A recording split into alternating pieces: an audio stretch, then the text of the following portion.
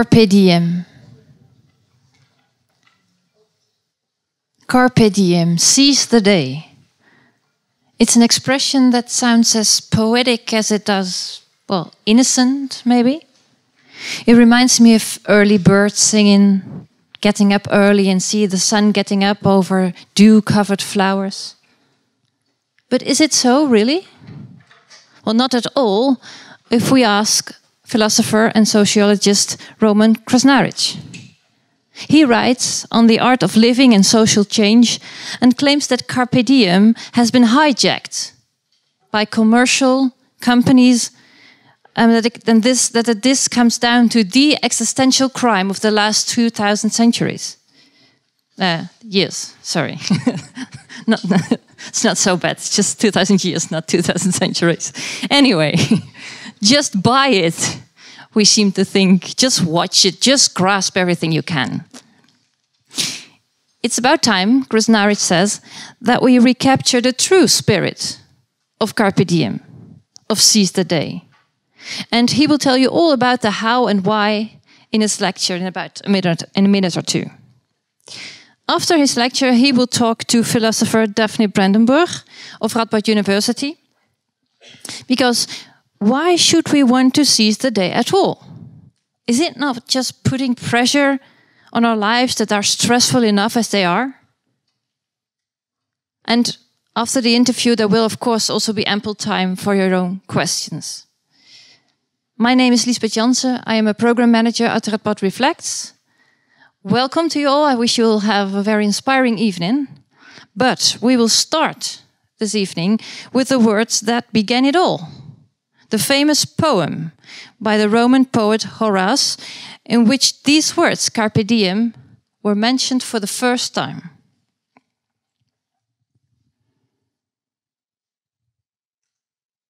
Ask not.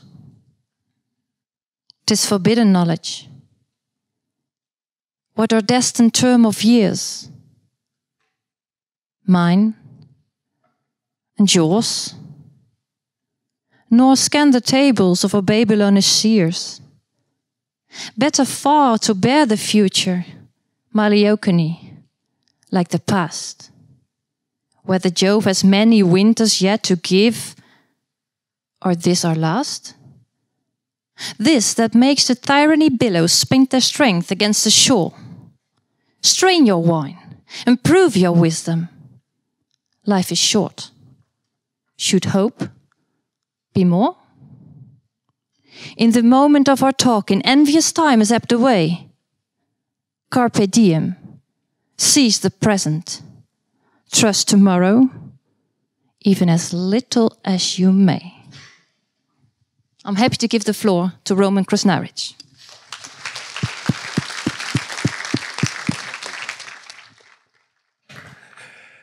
Thanks, Lisbeth, and thank you all for coming this evening. And it's lovely to be introduced with the original poem that phrase Carpe Diem comes from.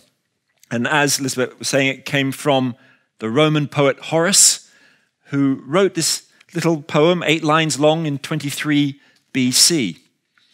And I think it really sums up one of the great existential dilemmas of our life. In the translation I use, slightly different. The last couple of lines are, but pretty much the same, are, even as we speak, envious time flies past, seize the day and leave as little as possible for tomorrow.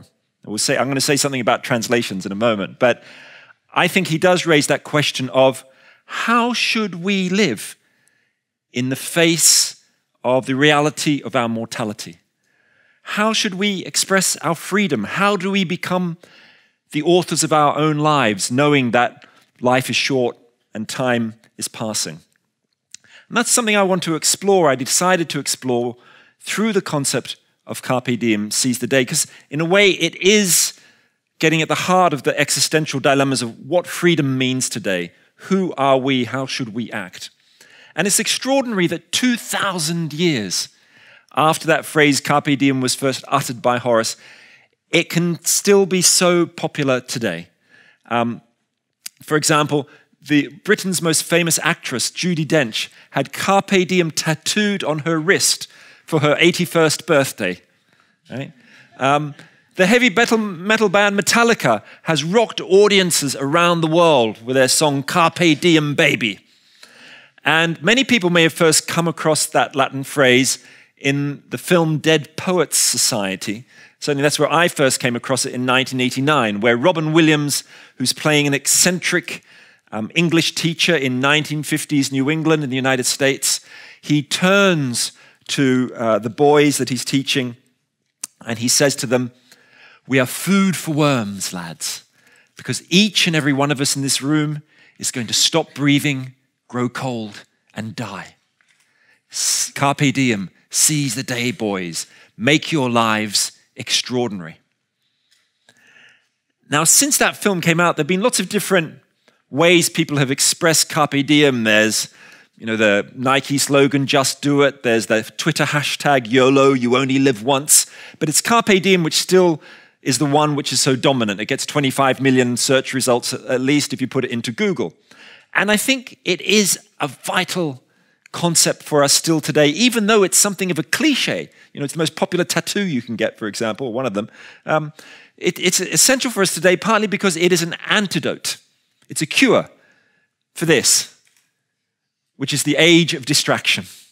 That we have become people who live our lives through the screen. We're living through secondary digital pleasures. We've become spectators of life on our iPhones rather than living life directly itself. And Carpe Diem really is trying to connect us with direct experience. But there's a problem, which is, as Elizabeth mentioned, I believe that Carpe Diem has been hijacked by forces ranging from consumer culture to the mindfulness movement. And I'm going to say something more about that. But if we really want to understand what role it can play in our lives today, and I believe it should, then I think we can start thinking more about its meanings. Now, Carpe Diem is traditionally translated in English as seize the day. It's sometimes also now translated as harvest the day, or enjoy the day, or pluck the day, which of course is how it sounds in Dutch. I don't want to say pluk den Tag, but I can't. My pronunciation is very good. And these different translations reflect the fact that Carpe Diem means different things to different people.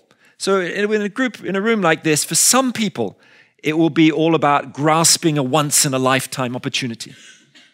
For other people, it will be about living calmly in the present moment.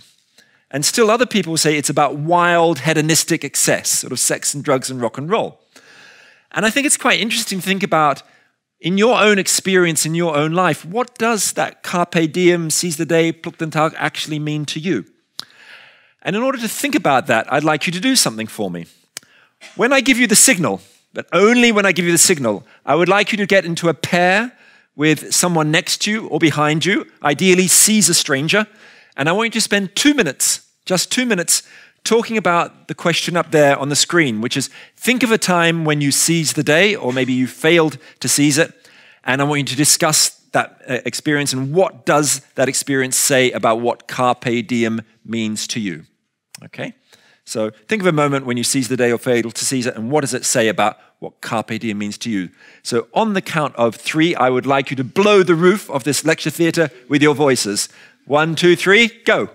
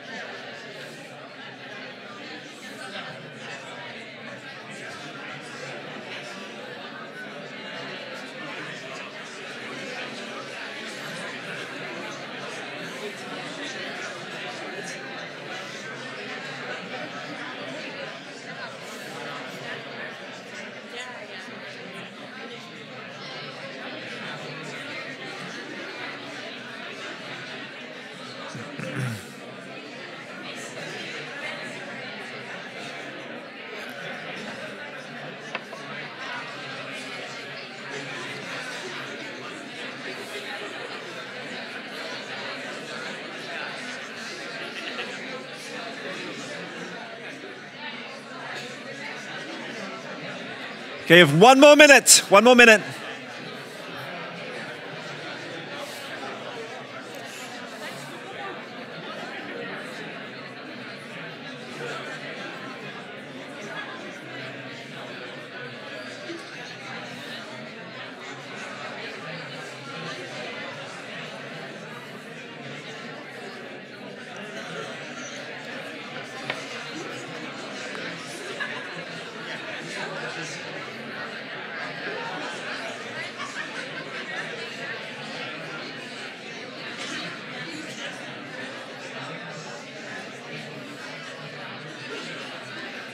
Okay, can I have your attentions again, please?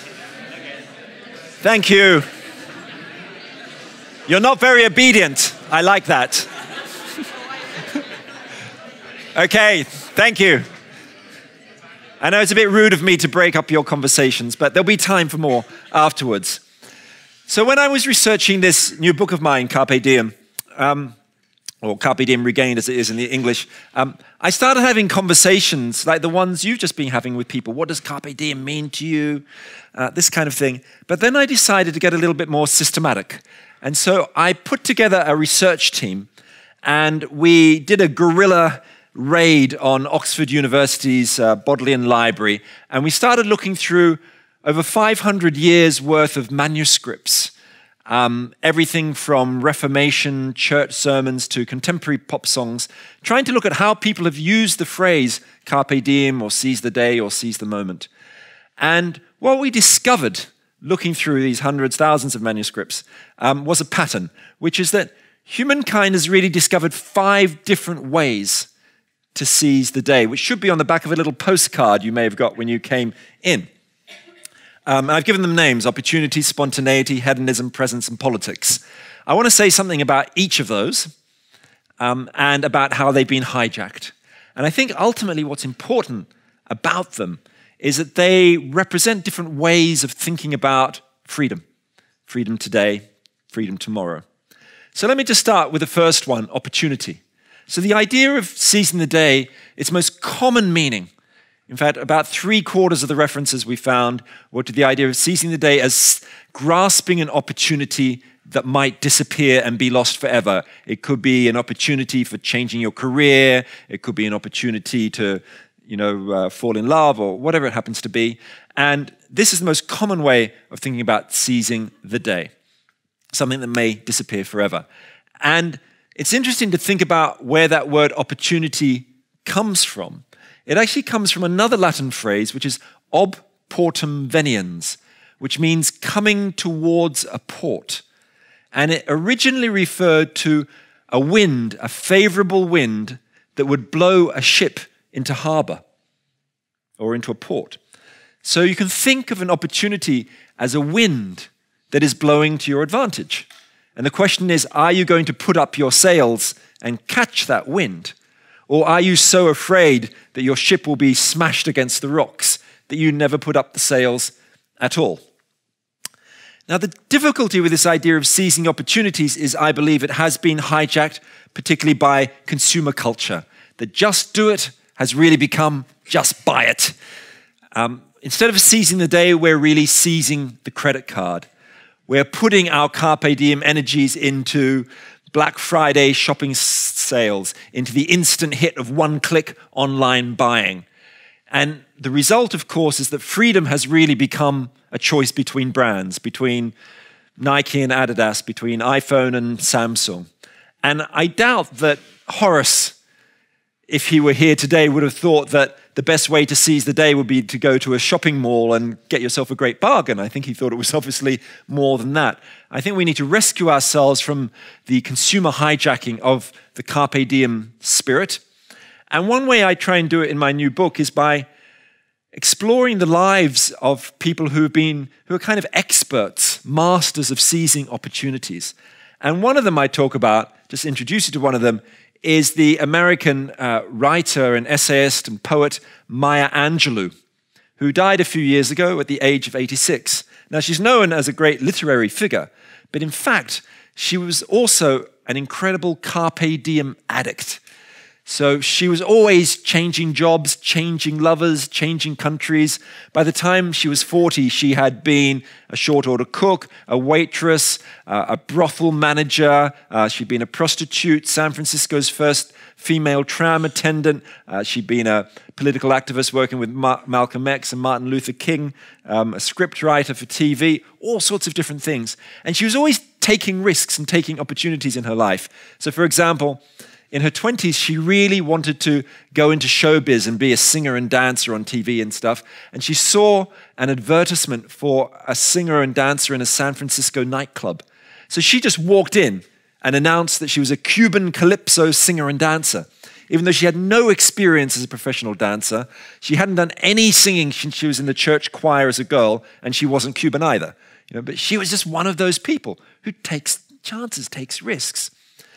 Now, some of those risks were dangerous ones too. So, for example, she was offered the chance to go to Europe for a year to travel in a production of a kind of a musical production called Porgy and Bess. She had only 4 days to decide whether she would go away for a year, and she decided to do it. Carpe diem, seize the day.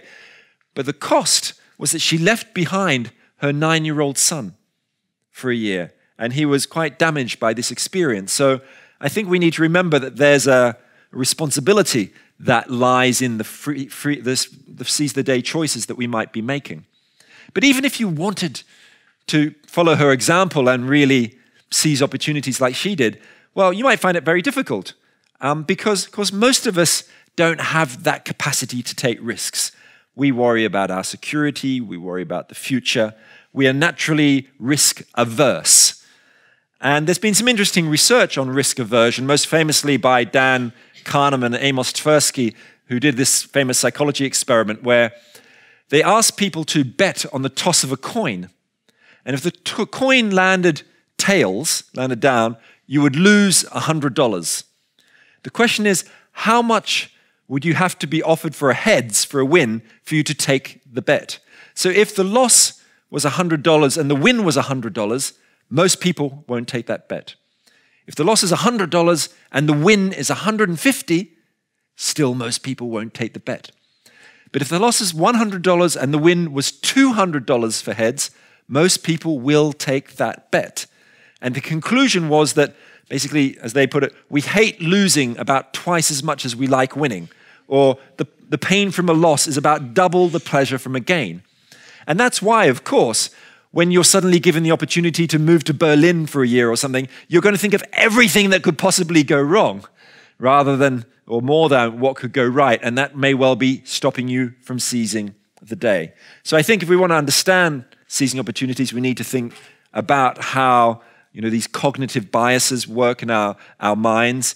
But I think even just knowing about them, at least for me, is a liberation from that desire to avoid risk, just to know that my brain is trying to take me in that direction. Now let me just say something about a second kind of seizing the day. The idea of carpe diem as presence, of being in the now, of being in the present moment. Now this is a radically new way of thinking about carpe diem. If you ask someone in the 19th century what carpe diem or seize the day means to them, they would never have said it's about living in the here and now, being in the present moment. This is a meaning that has only emerged in the last 10 or 20 years, but about 1 in 5 people now make the connection between carpe diem and being in the present moment. And the reason for this is primarily due to the rise of the mindfulness movement. Now, I believe that mindfulness has hijacked the Carpe Diem tradition, and that just do it has really become just breathe. Now, this is somewhat controversial because a lot of people really love mindfulness. I've done lots of mindfulness courses myself and have benefited from them. And of course, as you probably know, there are 2 main kinds of mindfulness. There's the traditional Buddhist approach of breathing techniques that bring you into the here and now. And then there's the more secular version, sometimes called Buddhist meditation without the Buddhism, things like mindfulness-based stress reduction, mindfulness-based cognitive therapy, using similar methods, but tend to be secularized. And of course, there's an avalanche, there's an enormous amount of evidence showing that mindfulness of various forms can help with depression and anxiety and heart disease, helping you stop smoking, all those things. But when I started researching it, I started coming across a couple of critiques, which I found quite confronting. And let me just introduce you to these 2 critiques. The first one came from an unexpected place. I decided to ask one of the world's most famous mindfulness experts what he thought of the modern secular mindfulness courses. The guy I asked was a Buddhist monk called Matthieu Ricard, who you may have come across. He's traditionally known as the world's happiest man. So I asked him about what he thought of these. He gets really annoyed when he's called the world's happiest man, but his brain was measured. He was shown to be the world's happiest man. Anyway, so I asked him, I said to him, I said, well, what do you think of these, these modern mindfulness courses which are so popular today in prisons and mental health and businesses and so on? And this is what he said to me. He said, there are a lot of people speaking about mindfulness, but the risk is that it's taken too literally to just be mindful. Well, you could have a very mindful sniper and a mindful psychopath. It's true. A sniper needs to be so focused, never distracted, very calm, always bringing back his attention to the present moment, and non-judgmental, just kill people and no judgment. That could happen. Now, he was half joking about the sniper, the guy with the gun, but he was also serious because he knows that mindfulness courses, particularly the secular kind, have become very popular in military training in the United States, amongst Wall Street bankers who use it to calm their nerves during high-stakes deal-making and during market turbulence. Mathieu Ricard's point really is that a lot of modern mindfulness courses are lacking an ethical foundation. They might be good for you, but they don't necessarily make you good. From his perspective, the Buddhist approach to mindfulness integrates concepts of caring and empathy and altruism, whereas the more corporatized, individualized courses don't do that, and they really should try and think more broadly about ethics. So that's one critique I came across. The second critique of mindfulness I came across was that, look, there's lots of different ways of arriving into the present moment. Now, one way might be mindfulness, as illustrated there by the great Vietnamese Zen monk Thich Nhat Hanh, who I admire very much. But there are other ways too. There's something that psychologists call flow experience. That's where you're so immersed in what you're doing, like a high-speed basketball game, that all sense of future and past disappear. You are just there in the zone, utterly in the present moment. And as the great psychologist of flow, Csikszentmihalyi, says, this is very different from a calm, mindful state. You're almost uncomfortable in some ways. You're doing something challenging or creative. You're out of your comfort zone. Another way of getting into the now is through exuberance. Some people, like perhaps between 6 and 10% of the population of all people, are just naturally have this joie de vivre. They've got this sort of joy for life. They're exuberant, like Julie Andrews Maria there in The Sound of Music, singing her heart out in the Austrian Alps. By the way, last week I was in Austria. I went on the original Sound of Music tour. My daughter made me go on it, but I loved it more than her. And you'll sing all the songs in the bus. It was great. So there's exuberance. That's another way of being in the now. And then there's a third way there, collective ecstasy. Music, you're listening to the pulse of the music, and in a rave, at a club, there's a sense of group consciousness or collective consciousness almost develops, and you are there immersed in the present moment. You're not consciously trying to be in the here and now. It's just happening on that group scale. So I believe we shouldn't let mindfulness monopolize the different ways of being in the here and now. We need to cultivate a variety of ways of being in the present.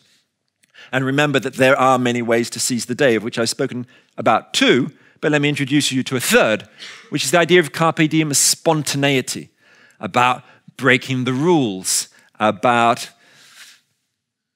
being free, about being experimental in the way we live. Now, a curious fact is that cultural historians tell us that human spontaneity has been in decline for about 400 years.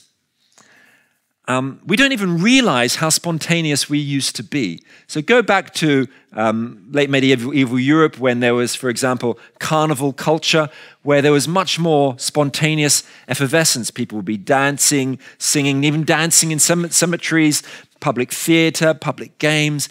And this kind of Carpe Diem spontaneity was destroyed really by two main forces. One was the Protestant Reformation in the 16th and 17th century, which, as the sociologist Max Weber said, descended like a frost on Europe. The church started banning and prohibiting public fairs, carnivals, plays and theatre in the streets. And then, of course, along came the Industrial Revolution and its greatest weapon, the factory clock. Soon we were being measured in time and motion studies. People were trying to meet deadlines. The assembly line was moving faster and faster and faster. Life became more regimented. Spontaneity of daily life started disappearing.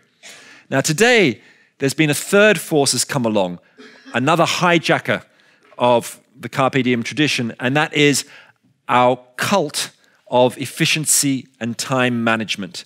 That really Just Do It has become Just Plan It. We live in an age of hyper-scheduled living where we're constantly filling up our electronic calendars weeks and months in advance. We're fighting off the overload of digital information and tweets and social media updates. We try and find clever techniques to manage our time and to deal with all the emails, but a lot of those techniques really are designed to just make us busier and busier and fit more and more into the day rather than really freeing us up for spontaneous action. So in a sense, we are less spontaneous than we have been since the late Middle Ages.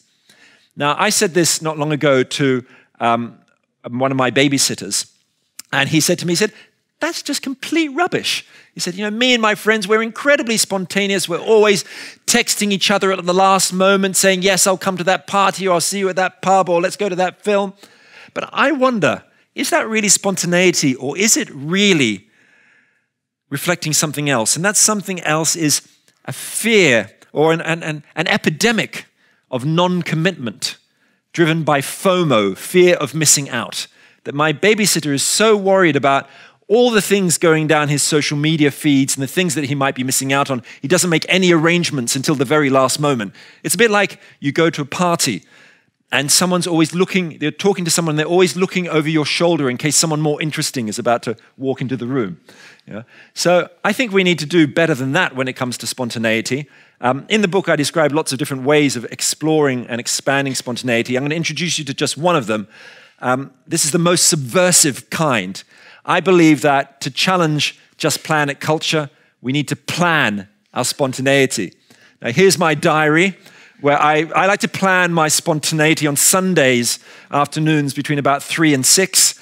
So I make no plans, and then when 3 o'clock comes along, I just do something random like go and have a picnic up a tree with my kids, something like that. Now, you might think, well, this is a complete contradiction in terms, but, of course, the kind of hyper-scheduled digital culture is so powerful that we need these artificial ways of liberating ourselves from it. I hope in the end I won't actually have to put it into my diary and it will come more naturally to me. But I can recommend trying this, see what it does to you. So that's spontaneity. A fourth kind of seizing the day, hedonism. Now, hedonism, the seeking of pleasures, has a very bad reputation. People associate it with sort of YOLO, you only live once, drunken binge drinking and drug taking and extramarital affairs. But in the Carpe Diem tradition, hedonism is something much more virtuous and beautiful than that. It's about exploring the senses, everything from gastronomic exploration to sexual exploration. It's about touching and tasting and feeling the world. Now, the challenge here is that this kind of hedonism has been hijacked by 24/7 digital entertainment. The just do it has really become just watch it. We are living more than at any time in history with a filter between us and the world. The average person is spending about 7 or 8 hours a day looking at a screen. We have become spectators. But I think what's really interesting about screen-based culture is that even though lots of people say texting or watching video games and stuff, the thing that people are doing more than anything else in their screen time is something very old, something very traditional. It's called television. Still around 50% of screen time is watching TV. I mean, of course, it's obvious why, in a sense, because now we can binge on TV. We can watch TV on our commute on the train home from work. We can watch on demand. You can watch 20 episodes of Game of Thrones in a row if you want to. Not that I've done that. I could only do about 4 in a row. But if you think about it, the average European watches TV for about 3 hours a day. That means by the time you're 75, you will have watched TV for the equivalent of 9 years of your life. Now, I know that there is wonderful stuff on TV, from political analysis programs to history shows and so on. But if you're interested in seizing the day, watching TV probably isn't the way to do it. If I asked you to seize the day here and now, it's very unlikely you would pick up a remote control and start flicking through the channels, because we know it's pretty much a fairly passive form of experience. You might jump up and down watching a great, French Open tennis final, but it's very different from playing the game itself. So I think we need to try and challenge this screen-based culture and TV culture. There's lots of ways to do it. We might try and reject that culture. So my wife and I, we used to keep our television in a cupboard at the top of the stairs. And so to watch anything, we had to take this huge old 1970s TV down 2 flights of stairs. We don't have a TV anymore. Now, you could do things like that, or something we've started recently doing is if you come to our house for lunch or dinner, we ask people to leave their mobile phones in a little box in the hallway. But people find that very, very difficult to do. But actually, I think there's something better than all of those strategies one might use, and that is to reconnect with Carpe Diem hedonism, to move from secondary back to primary experience. And one of the ways I explore in the book, or one of my suggestions, is that we read a poem. And that poem is called, you probably won't know it, it's called the Rubaiyat of Omar Khayyam. It was a very famous poem in Britain in the 19th century. It was written by an eccentric English scholar called Fitzgerald, based on his translations, very loose translations of the writings of a Persian sage called Omar Khayyam from the 11th century. And it was published in 1859. Nobody bought a single copy for its first 2 years, but then it exploded. It was discovered by the pre-Raphaelites, and soon everybody was reading this poem, memorizing it, quoting it. You could buy Omar Khayyam illustrated playing cards. You could buy Omar Khayyam toothpaste. By the time the First World War started, there were 447 editions of this poem in circulation, and there were soldiers found dead in the trenches in the First World War with little copies of Omar Khayyam in their pocket. And in fact, I have one of these right here. This is over 100 years old. This is my copy of the Rubaiyat of Omar Khayyam. Now, you might be wondering, like, what on earth was in this poem? Right? So here's just one little verse of it. It had over 100 verses. He wrote, so he's talking about an urn, a bowl, a drinking bowl. He said, "Then to the lip of this poor earthen urn I leaned, the secret of my life to learn.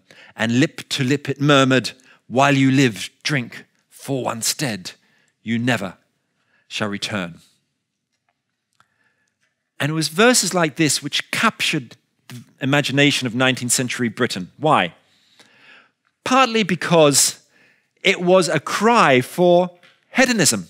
It was about exploring the senses. It was bringing to mind a vision of romantic embraces on balmy Arabian evenings accompanied by cups of cool, intoxicating wine. It was also about death. It was saying, live in the now and experience and drink the precious moments of existence before death comes and takes you away. But it was also popular because it had an anti-authoritarian, countercultural message in it. It was the opposite of Victorian 19th century British ideals of moderation and self-control and sort of primness. It was about freedom. That's why great radical thinkers like the Irish writer Oscar Wilde loved the Rubaiyat of Omar Khayyam, because for him it was an argument in favor of homosexuality at a time when, of course, you were jailed for it and he was jailed for it. It was about liberation. Let's explore hedonism. And I think we need to remember today that hedonism can still have this countercultural power. And we shouldn't lose touch with something that is so deep in the human condition. You know, you open a self-help book today, and they rarely say deal with your problems by downing a few tequila slammers or smoking a joint under the stars. Yet this is what human beings have been doing for centuries. When the Spanish conquistadors arrived in the Americas, they found the Aztecs tripping on magic mushrooms. Okay? Now, tradition, of course, kept alive in this country. But I think we need to remember that, because this is part of who we are and part of how we deal with our struggles. It's part of human well-being and part of the journey of well-being. So I think we need to be getting back in touch with hedonism. I'm not talking about drug overdoses and so on. It's really about that reconnecting and with the world and challenging just watch it culture. So now let me just introduce you to the fifth form of Carpe Diem, which is political Carpe Diem. Now, Carpe Diem politics is not a phrase or a concept you will find in any political science textbook. I used to be a political scientist many years ago, nearly 20 years ago, and it wasn't in any of the textbooks then. I doubt it's in it now. So what is it? It's this fifth form of Carpe Diem, which I really discovered in the research, which is Carpe Diem on a collective scale. It's when groups of people get together and they collectively embody the four kinds of seizing the day I've talked about: opportunity, presence, hedonism, spontaneity. They take it from the individual level up to the group or to the mass level to bring about change. So think about the people who were protesting and helped bring down the Berlin Wall in 1989. Those mass protests were full of Carpe Diem energy. It was about seizing an opportunity that was once in a lifetime. It was about bringing people into the present moment. It was about spontaneity on a mass scale. And it was also about hedonistic revelry, alongside very serious political intentions, of course. But it's as if those protesters had Horace whispering into their ears 2,000 years since he first wrote the poem. And I think today, when we're thinking about political change, if you want to change the world, whether it's to challenge the rise of far-right populism or climate change or whatever it is, I think we need to be tapping into the Carpe Diem mentality. Lots of organizations have been doing it in recent years. I mean, go back to the Occupy movement about like sort of 8 or 9 years ago. In the Occupy movement in September 2011, within 6 weeks, it had spread to 951 cities in 82 countries. It was a massive Carpe Diem kind of outpouring. There was the Podemos movement in Spain. But equally, sometimes organizations on the right have listened to the call of Horace too, like the Tea Party that emerged when Obama came to power in the United States. But the Carpe Diem politics tends to be associated with the center and progressive left. And there's been a massive, as you may know, rise in social movement activity around the world since about 2005, 2006, shown in that diagram there, on many issues ranging from austerity to failures of political representation, corporate control of government. And so many of these movements have been powered by Carpe Diem. And I think that the future of political change needs to tap into the power of seizing the day. Just like, for example, the anti-Trump Women's March early last year. They were really embodying Horace's ideal, and in fact, in a way, extending it, shifting from the singular Carpe Diem to the plural form Carpamus Diem. Let's seize the day together. And I believe 21st century politics needs to tap into that Carpamus Diem mentality. So, those are 5 forms of seizing the day. If we step back, here they are on what I call the Carpe Diem Mandala, which you have on your postcard. Around the edge, you've got the 5 different forms of Carpe Diem. In the middle are the twin existential drives of death and freedom, which really are behind Carpe Diem behavior. They're also on my T-shirt here.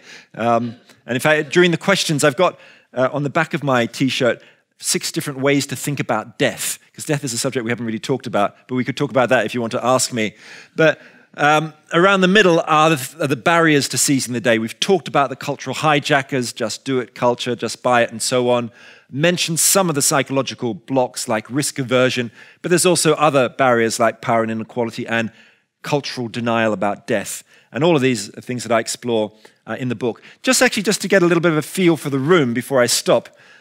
Now, have a look at those 5 forms of seizing the day there, which I believe are ways of expressing freedom, ways we can explore freedom in the 21st century. Look at those 5, and just think of, I want you to just choose the one that you would like to cultivate more in your life. You may be an expert and mastered all of them, but think of one that you'd like to cultivate a little bit more. I just want you to put up your hand for the one. Now, you're only allowed 1 vote. I just want to get a sense which is the most popular. So put up your hand if the one you would like to nurture more or cultivate more in your life is spontaneity. Right? About, my God, practically everyone. What about seizing opportunities? Who want to do more seizing opportunities? Just a few people? No double voting, please. What about presence, being in the present moment? Right? Fairly popular. What about politics? mass scale politics? Now you're definitely double voting, but that's all right. And who's going to be honest and say they just want a bit more hedonism in their life? I'll put up my hand for that one as well. So actually spontaneity probably wins the vote there. But I think they're all, this is not a prescription of how to live.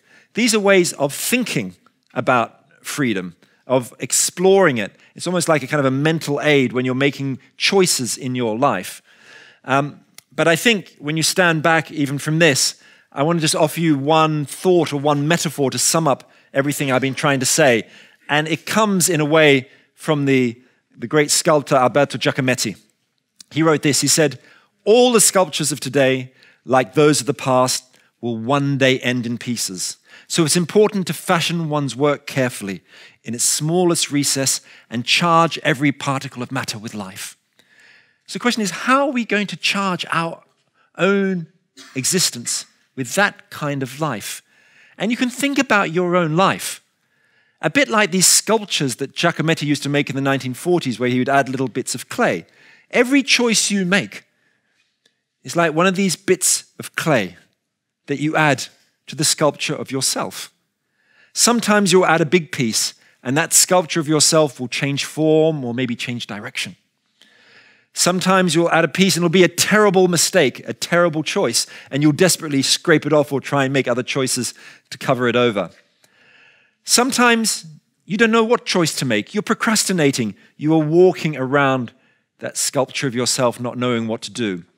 At other times, you follow social conventions, social norms, and the sculpture of yourself starts to resemble the sculptures of other people. But in the end, I think we can stand back and look at that sculpture of ourselves that we have created over the years and ask ourselves this question: am I seizing the day and making the kind of choices that give this sculpture of myself such energy and such vitality that it might even come to life? Because that is the promise and the potential of Carpe Diem. Thank you very much.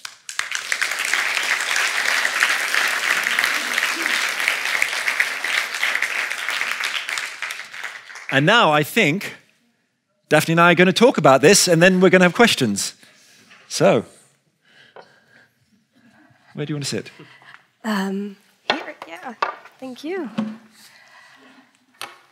Is my microphone on? Yes, it sounds like it's on. You can all hear me. Thank you, Roman. Do you want some water? Oh, you've got. No, I'm okay. Oh, wait, here we are. Thank you for that wonderful talk. We have about, I think, 45 minutes for discussion and question, which is not that much. But what I suggest is there are 3 themes that I would like to ask you a bit more about. What I suggest is that if members of the public want to ask something about these specific topics, then we might take some questions as well, and then we'll leave some time afterwards for general questions too. Now, we can be spontaneous. We can be, I know I'm planning this maybe a bit too much for you, but we'll talk more about that.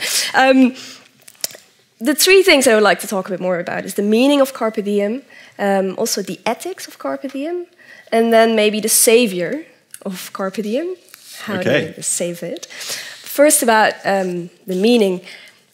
Carpe Diem, according to you, you've looked into the history of the word, and it means a lot of things, it seems. It's about opportunity, it's hedonism, a dance with death, also living in the moment, and there are, again, a few varieties of doing that.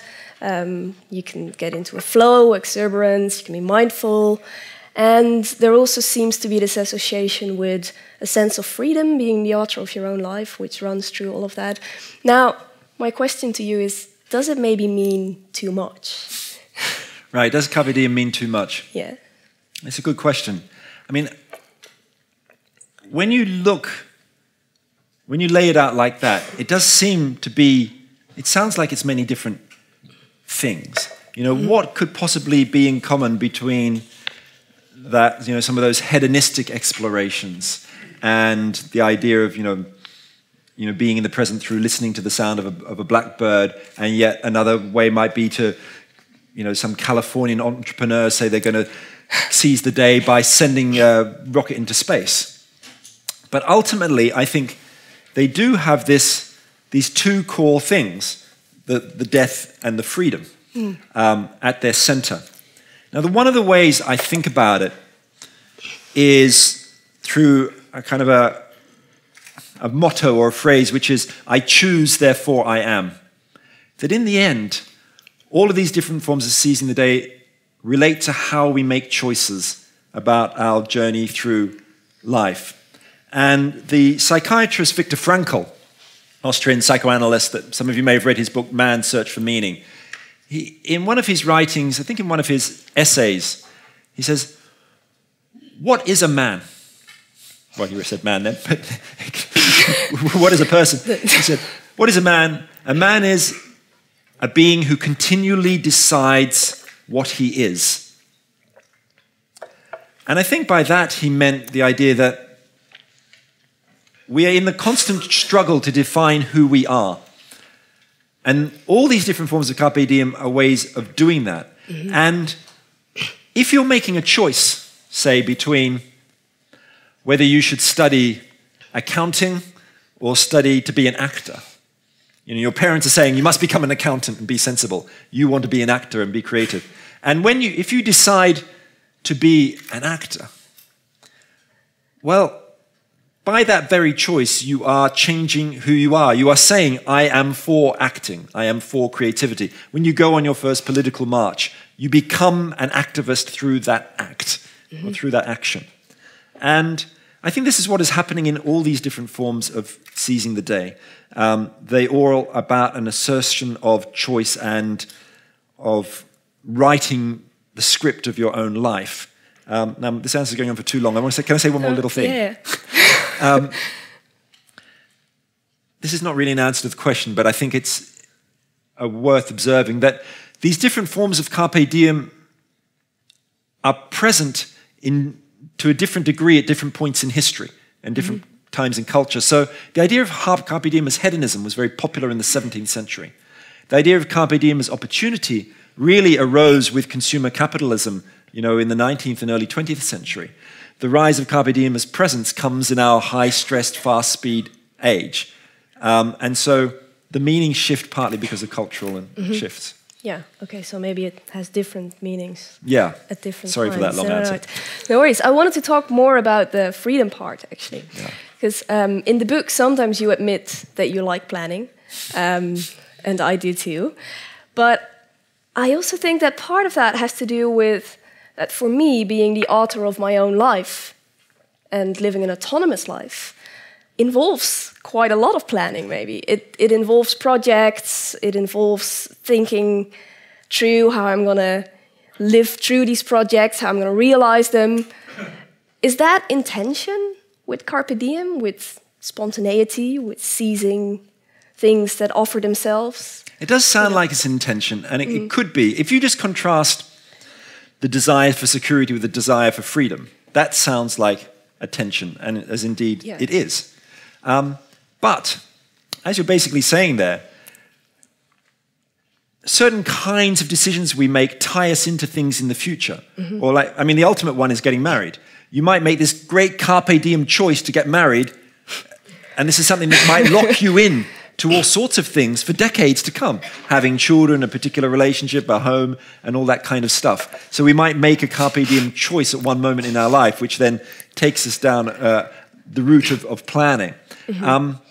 But I think the real question here is a question about time span, the philosophy of time that lies behind different kinds of Carpe Diem thinking. So let me say something about that. So let me take off my jacket. I knew this would come. I didn't know if I'd get the opportunity. So on the back of this jacket, this shirt, are 6 different ways of thinking about death, which I explore in the book. And one of them, the top left-hand one, can you just read the one top left-hand? That's live this day as if it were your last. So live this day as if it were your last is the classic Roman Stoic idea, which goes back to Marcus Aurelius and the other Stoic thinkers, Seneca. And it's a particular way of thinking about Carpe Diem. Steve Jobs really liked this idea of, he said that, you know, he used to look in the mirror every morning and ask himself, look, if this were the last day of my life, would I do what I'm about to do today? And if I'm not, if the answer is sort of no, too many days in a row, I know I need to change. Now, the problem with that view is that, well, why should the day be the relevant unit of analysis? Why live every day as your last? Why not live every year as if it were your last, or every 10 years as if it were your last? And I personally find the idea of living as if you've got about 6 months left is about right, because it allows me to engage in new projects, like learning to sing, which is something I did not that long ago, which I've now stopped. But you know, 'cause you can also stop after 6 months too. But so I think it's just really about playing with the time span, and that's malleable depending on who you are and who you want to be. So if I understand you correctly, in a way, what you're saying is that when I'm planning my self-authored life, maybe I'm seizing the life. Yeah, or I'm seizing yeah. An opportunity that expands itself over a that's long right. period of time. Yeah, and that still makes it a sort of carpe diem. Yeah, I mean, there's a carpe diem moment. The consequences are different. Okay, and about the marriage example, would I then be carpe diem, seizing the day, marrying this random person, at that moment make a free choice that maybe binds me afterwards? Is that how you would... Well, yeah, it does bind you, does, I mean, for all sorts of social and cultural reasons. But maybe in manners that I do not find... Yeah, I mean, you know, so seizing the day is not the only thing that human beings care about. You know, we care about relationships, we care about love. I mean, I care about carpe diem because I believe it is being stripped away by contemporary culture. We don't even realize how much our freedom is being stolen by the advertising industry, being stolen by digital culture. You know, we have an inkling of it, but when you're born into it, you don't see it. You don't even see it, no.